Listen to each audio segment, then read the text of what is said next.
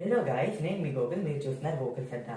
ఈరోజు మన టాపిక్లో మనం ఇవి అసాధ్యం, మనం ఇవి చేయలేం అని పక్కన పెట్టేసిన పనులను అవి అసాధ్యం కావు, అవి సాధ్యమే అని చేసి నిరూపించిన ఒక మనిషి జీవిత చరిత్ర గురించి తెలుసుకోబోతున్నాం.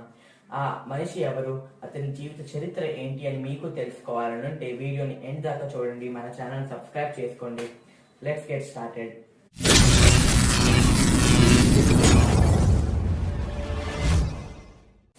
ఇతను కూడా మనలాగా ఒక సామాన్యమైన మనిషే, కానీ ఇతని ఆలోచన విధాలు మనల్ని అతని నుండి వేరు చేస్తాయి. ఎందుకంటే అతని ఆలోచనలు అంత భిన్నంగా ఉంటాయి. మనం అసాధ్యం అనుకున్న ఆటోమేటిక్ ఎలక్ట్రికల్ కార్లను నిజం చేసి చూపిస్తున్నాడు. మార్స్ పైకి మనుషులని పంపే పనిలో ఉన్నాడు. అతి తక్కువ ఖర్చుతో నింగిలోకి అతి తక్కువ ఖర్చుతో రీయూజబుల్ రాకెట్లని పంపుతున్నాడు.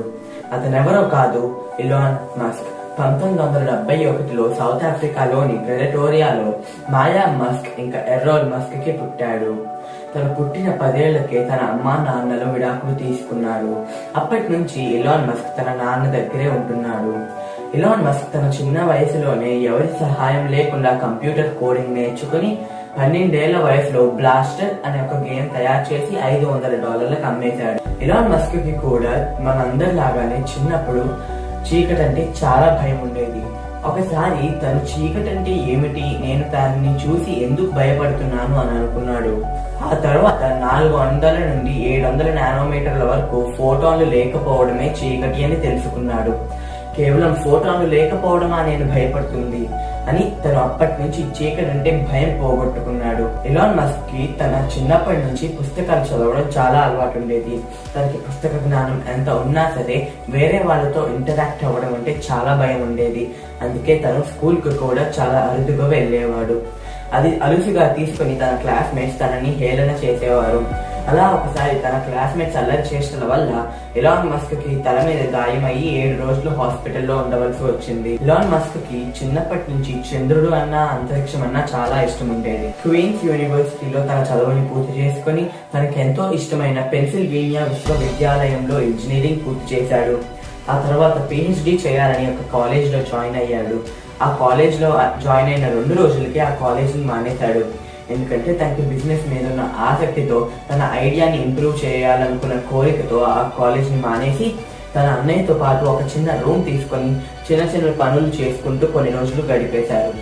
ఆ కొన్ని రోజుల్లో ఎలాన్ మస్క్ చాలా కష్టపడి కంప్యూటర్ కోడింగ్ రాశాడు. అలా ఆ కొన్ని రోజుల్లోనే మొట్టమొదటిసారిగా Zip2 అనే ఒక ఆన్లైన్ వ్యాపారాన్ని మొదలుపెట్టాడు. వారి పనితీరు నచ్చి Zip2ని ఒక కంప్యూటర్ తయారు చేసే కంపెనీ $307 మిలియన్ కొనుక్కుని వెళ్ళింది. అలా వచ్చిన డబ్బులోంచి 22 మిలియన్ పెట్టి X.com అనే ఒక ఆన్లైన్ మనీ ట్రాన్స్ఫర్ వెబ్సైట్ ని కనిపెట్టాడు. ఇదే ప్రపంచంలోని మొట్టమొదటి ఆన్లైన్ బ్యాంకింగ్. అప్పట్లో ఇంటర్నెట్ వాడకం చాలా తక్కువగా ఉండేది. అందుకే ఈ X.com కొంతవరకు సక్సెస్ అయినా కూడా అందరిలోకి వెళ్ళలేకపోయింది. అప్పుడు కాన్ఫిడెంట్ అనే ఒక కంపెనీ X.com తో మర్జ్ అయ్యి పేపాల్ గా తయారైంది. ఆ తర్వాత పేపాల్ చాలా సక్సెస్ అయింది. తర్వాత ఈబేకి పేపాల్ ని అమ్మేశారు. అలా అమ్మేయగా ఎలాన్ మస్క్ కి $181 మిలియన్ వచ్చాయి. ఆ తర్వాత తను కాలేజ్ లో ప్రేమించిన అమ్మాయిని పెళ్లి చేసుకుంటాడు. ఆ తర్వాత కొన్ని రోజులు తన ఇంట్లోనే తన ఫ్యామిలీతో టైం స్పెండ్ చేస్తూ ఉంటున్నాడు.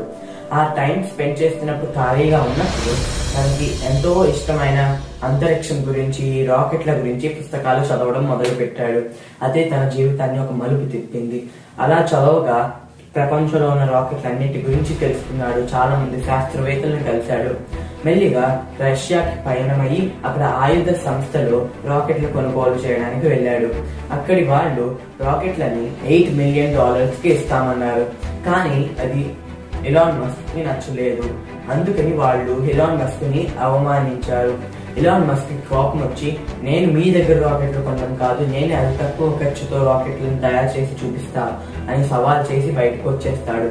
ఆ తర్వాత తను ఇంటికి వచ్చి రాకెట్లు తయారు చేయడానికి ఎంత అవుతుంది, దానికి కావలసిన వస్తువులు ఏంటి అని తెలుసుకోగా అందులో గమ్మత్తైన విషయం ఏంటంటే రాకెట్లు కొనడానికి పెట్టే డబ్బులోంచి 3% పెడితే రాకెట్లను తయారు చేసుకోవచ్చని తెలుసుకున్నాడు. తర్వాత తనే ఒక కంపెనీ స్టార్ట్ చేయాలనుకున్నాడు. అది విన్న వాళ్ళందరూ పిచ్చి, వాడు డబ్బుని వృధా చేస్తున్నారు అనుకున్నాడు.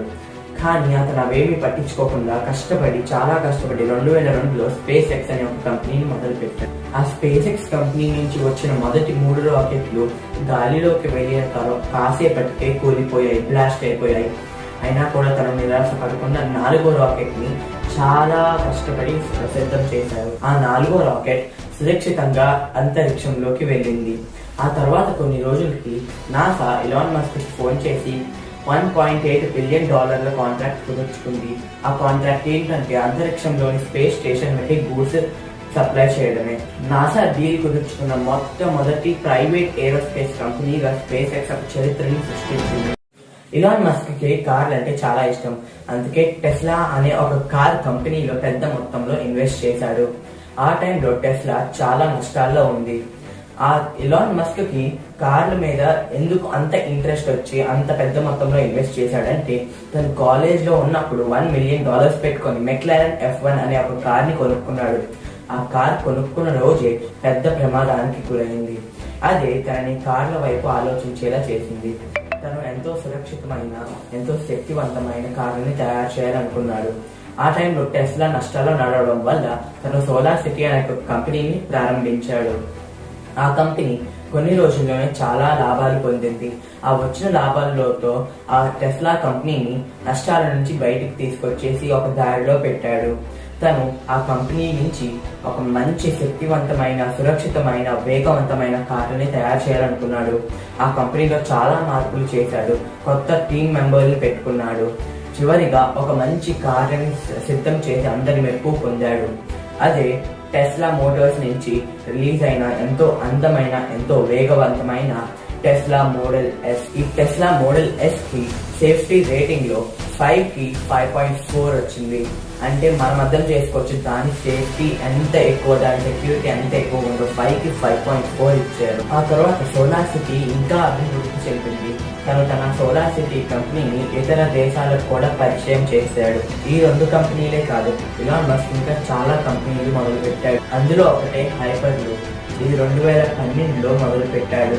ఈ హైపర్ లూప్ అంటే కాంక్రీట్ గొట్టాల మధ్యలో నుంచి వెళ్లే ఒక అతి వేగవంతమైన ట్రైన్. దీంతో మనం ప్రపంచాన్ని చాలా కొద్ది సమయంలో చుట్టేయచ్చు.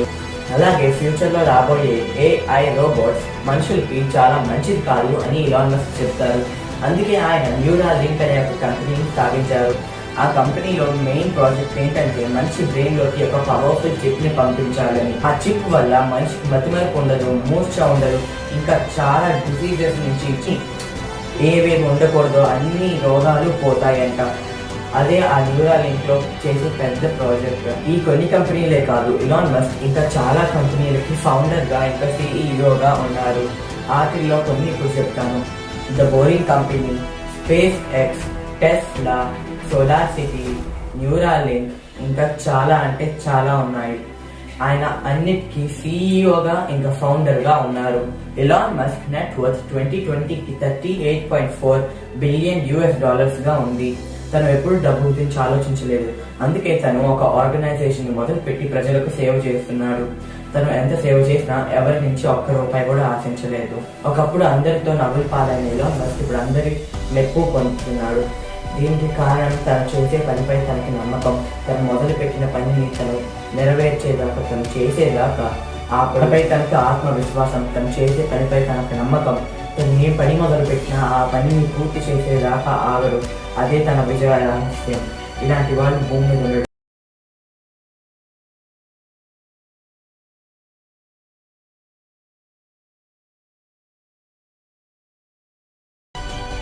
ఫ్రెండ్స్, ఈ వీడియో మీకు నచ్చిందని అనుకుంటున్నాను.